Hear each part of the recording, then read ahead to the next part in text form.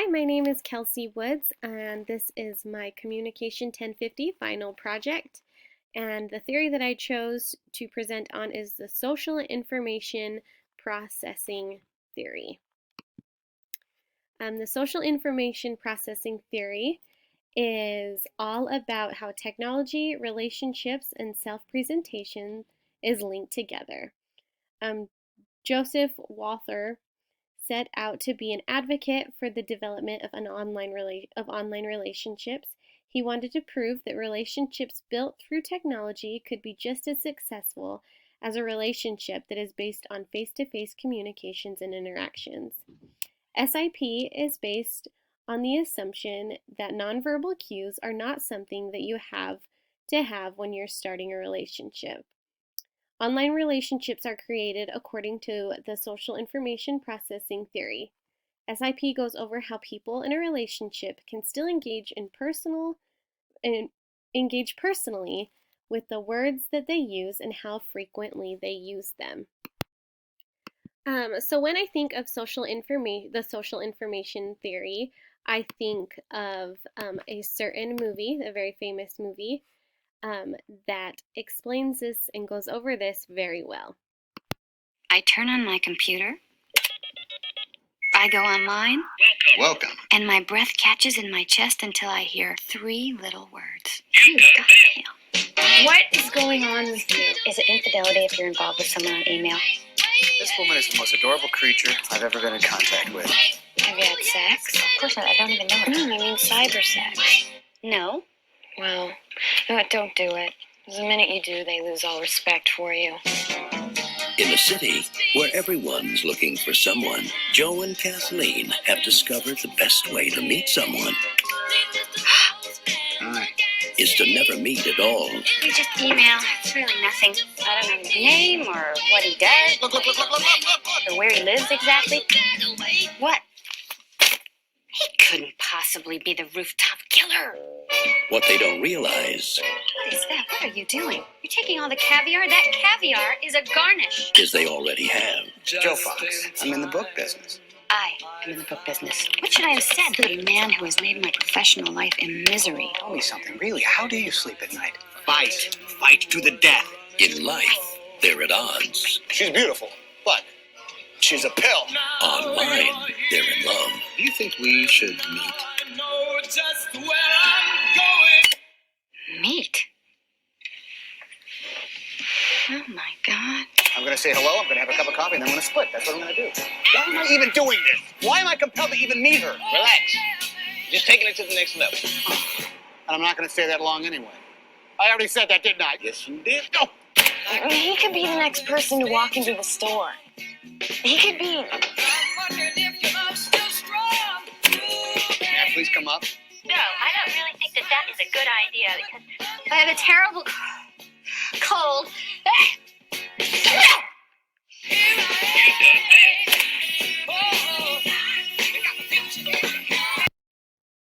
All right, so the movie You've Got Mail is a perfect example of what happens during the social information theory.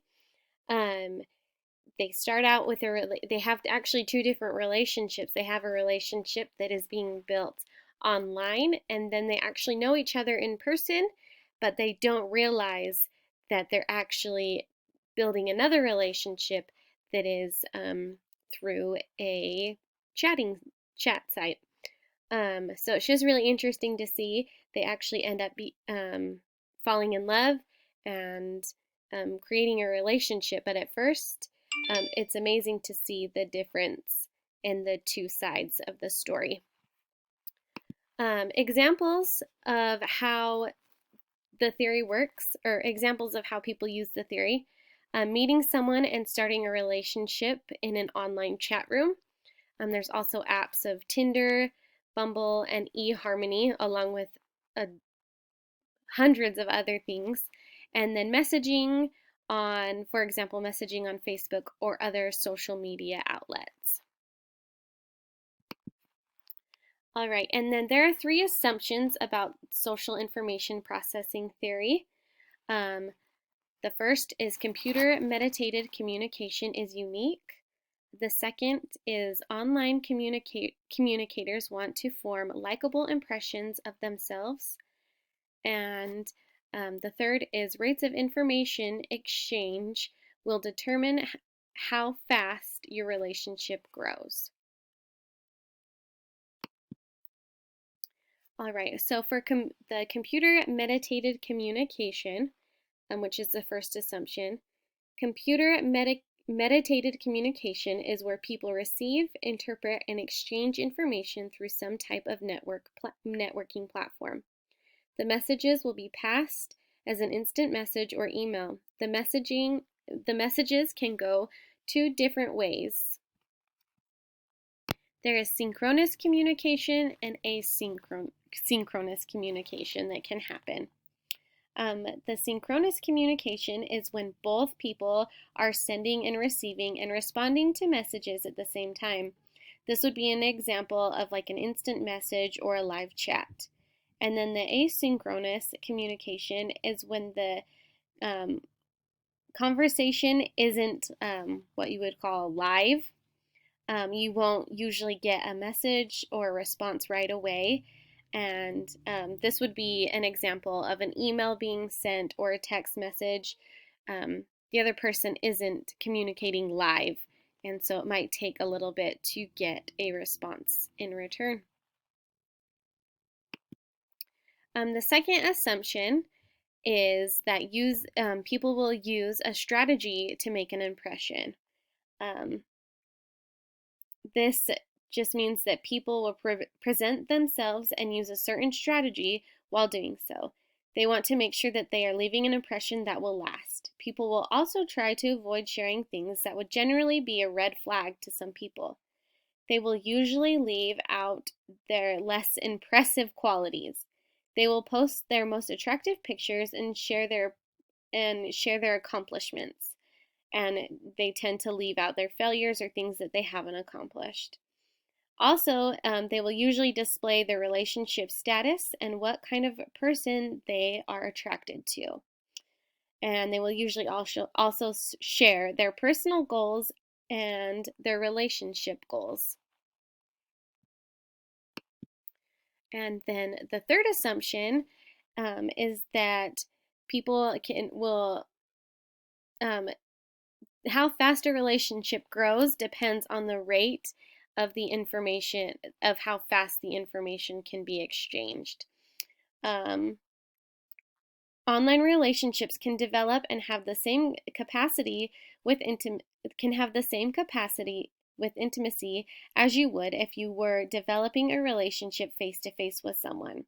However, online relationships may take longer to develop depending on how fast of a response you are giving while communicating online. Your relationship is going to take longer to develop if it takes a few days to respond to a sender's message. So some of the negative things that happen while building a relationship online is selective self-presentation. You can over attribute, and then like we just talked about, the waiting game. People can oftentimes lie about who they are or be deceiving about who they are. They're only gonna share the more glamorous sides of their life. They're not gonna really go into depth about things, and so it's harder to really get to know someone just based off of the good things about them. There's a story in our book, for our class, that talks about how the couple was afraid to share some things that weren't so glamorous about them, and so that's something that can be negative. And then also the waiting game. When you send a message, you get antsy and you wait and wait, and then also the longer the wait, the longer it is going to take for a relationship to develop. So in conclusion, the social information theory shows that it can be just as effective as starting a relationship with someone face to face. And then also online relationships can be expressive, intimate, and long-term. And many or most of us have had a relationship develop through CMC, and we might not even realize it. This can happen as we develop a relationship, maybe with someone at work, as we're sending instant messages back and forth and we've never actually met them face to face. It could be on an online chat room. It could be with an app such as Tinder where you're communicating, or it could be on Facebook also. And then this is my works cited page.